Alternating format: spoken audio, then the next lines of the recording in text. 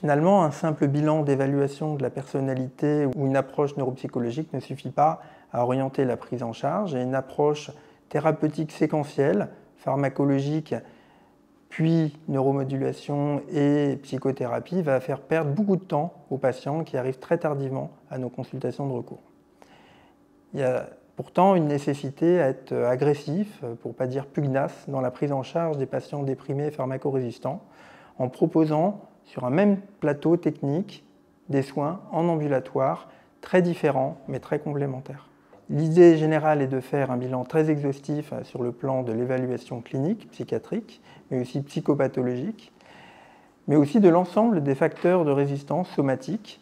Les évaluations que nous allons organiser se dérouleront sur plusieurs journées d'hospitalisation de jour, seront suivies par une synthèse pluriprofessionnelle par tous les acteurs qui auront contribué à ce bilan. Bonjour, je suis infirmière au CHPG et mon rôle à l'hôpital de jour sera d'accueillir les patients qui vont bénéficier d'un bilan complet et coordonner les différents examens avec les plateaux techniques. Et enfin, je participerai aussi à la mise en œuvre de la coordination des soins par ECT et eskétamine. Par ailleurs, en dehors de ça, j'ai été formée à une technique de libération émotionnelle qui s'appelle l'EFT. Et mon rôle est d'enseigner systématiquement aux patients des notions de base de cette technique. C'est une technique qui est basée sur l'acupression de points qui sont utilisés en acupuncture.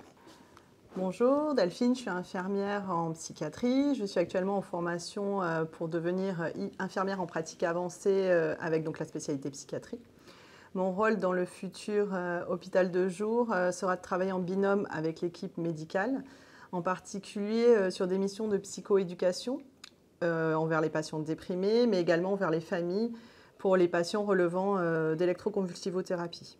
Donc d'assurer une évaluation clinique hebdomadaire avec l'aide d'outils psychométriques par rapport à la thymie et au sommeil du patient, et la surveillance également des données actimétriques. Mon rôle aussi sera de coordonner et de mettre en œuvre les soins RTMS, c'est la stimulation magnétique transcrânienne, et je participerai également au protocole de recherche clinique du service.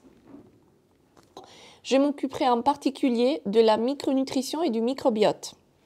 Et mon travail dans l'équipe, c'est la thérapie psychologique des patients traités avec la TMS.